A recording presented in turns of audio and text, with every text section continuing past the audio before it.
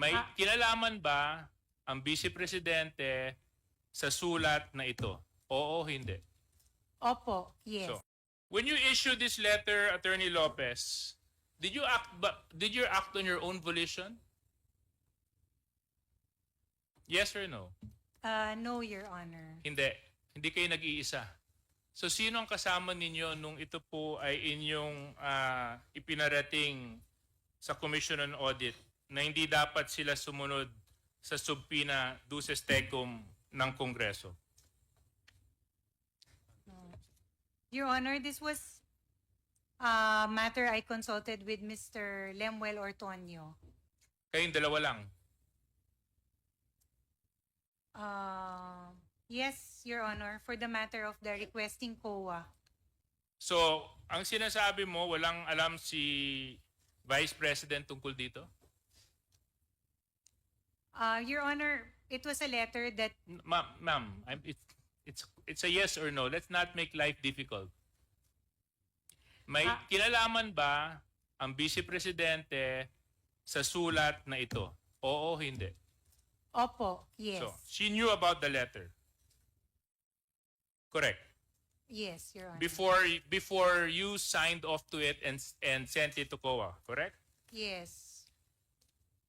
So, kayo po ba, Attorney Lopez, kasi ang dating po sa amin nito ay, una, hindi nun nire-respeto yung subpoena authority ng Kongreso.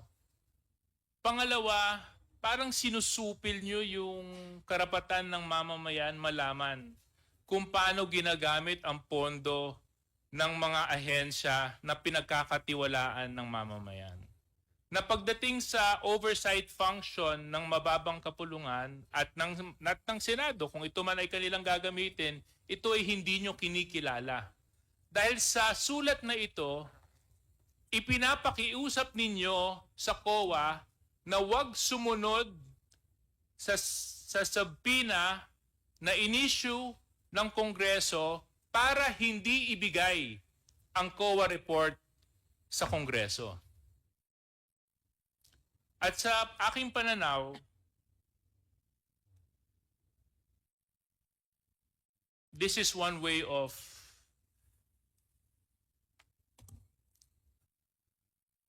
how do you explain it, Congressman Zia? You're good in explaining. Of covering the truth. Tinatakpan ng katotohanan. Kasi kung wala naman kayong tinatago, di ba? Kung wala naman kayong tinatago, ba't nyo pa papakiusapan yung isang ahensya na hindi i-share ang mga dokumento patungkol sa isang investigasyon na isinasagawa ng isa pang ahensya? Di ba? Ngayon, Attorney Lopez,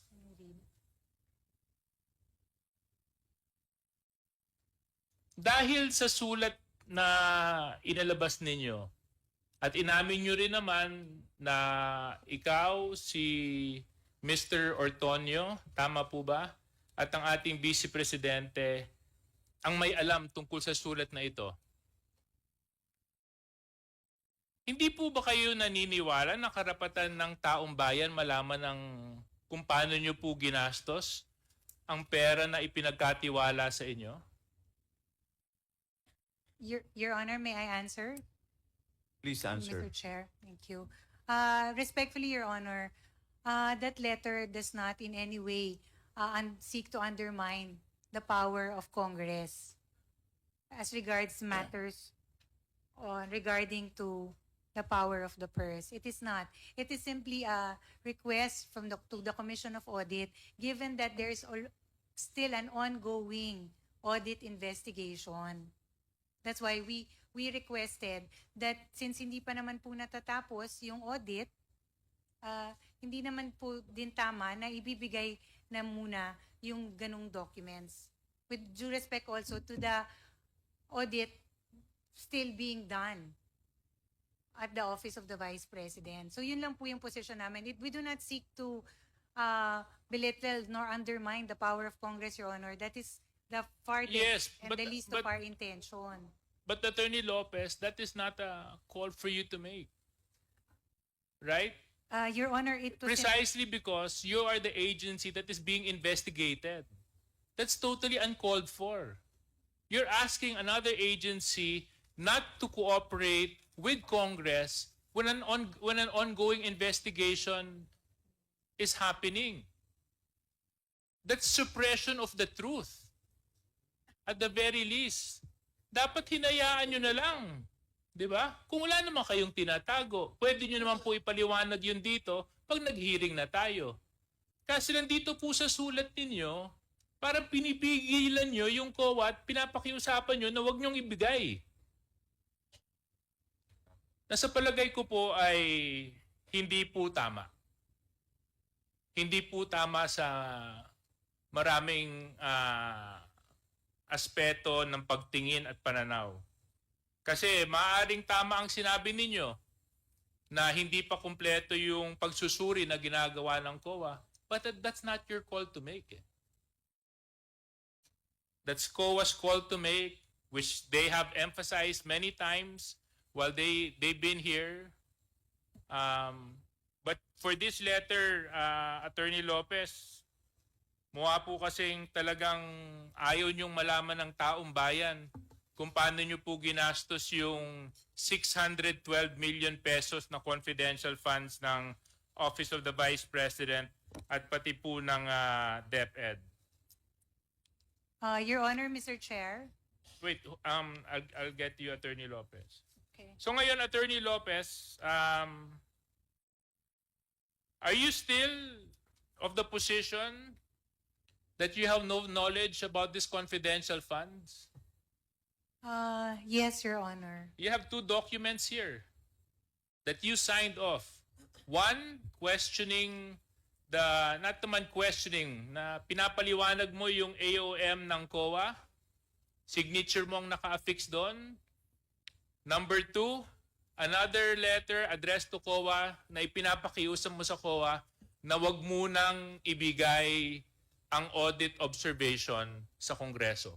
That's your signature. Am I correct, Attorney Lopez? That is correct, Your Honor. And you are still expecting that the committee will believe you na pag sinabi mo hanggang ngayon wala ka pa ring alam maski 2 beses ka nang sumulat sa COA tungkol sa confidential fund. Your Honor, quick reading of the letter would No, indicate... that's my anyway, Mr. Chair, I would just like to end my point because I don't think Attorney Lopez will cooperate with us anyway. I would just like to manifest those two letters are true. Those two letters cannot be denied. Her signature is on those two letters. Those two letters are both addressed to the Commission on Audit.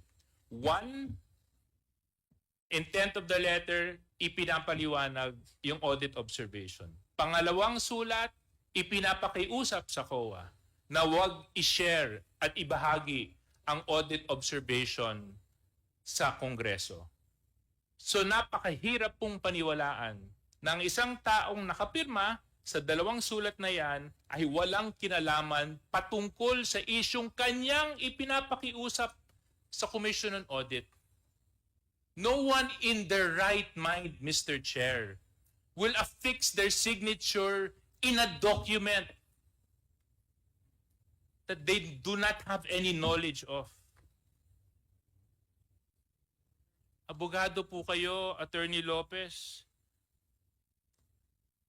Kung ako nga, pipirma lang sa dokumento, inaaral ko muna kung anong nilalaman. Ito pa, COA.